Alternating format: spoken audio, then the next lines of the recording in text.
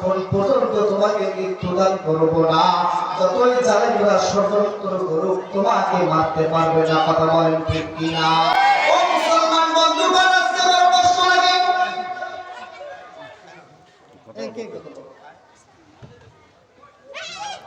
মুসলমান আজকে বড় ব্যথা লাগে।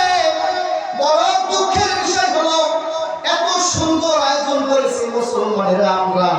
ও মুসলমান, এই যে পবিত্র কোরআনটা, বলেন তো এই কিতাবটা কে নাযিল করেছে? জবানটা খুলে বলেন মুসলমানকে। এই কিতাবে কোনো ভুল আছে?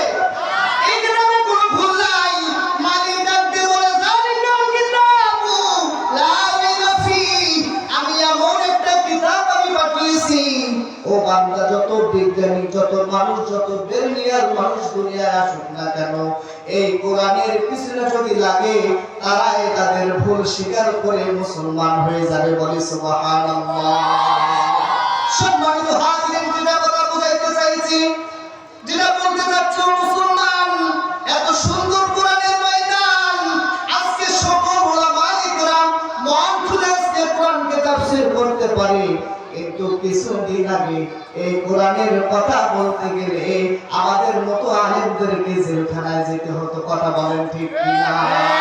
পারমিশন নেওয়া যেত না মুসলমান। কোরআনের মাহফিল হবে, পারমিশন নিতে হয়।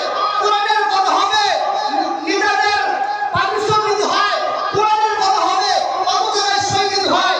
কিন্তু ৫ আগস্টের পর আজকে সকল উলামায়ে কেরাম কোরআনকে মন খুলে বলতে পারে, কোনো বাধা নাই। জালেমরা আর কাছে আসতে পারে না। কথা বলেন ঠিক কিনা?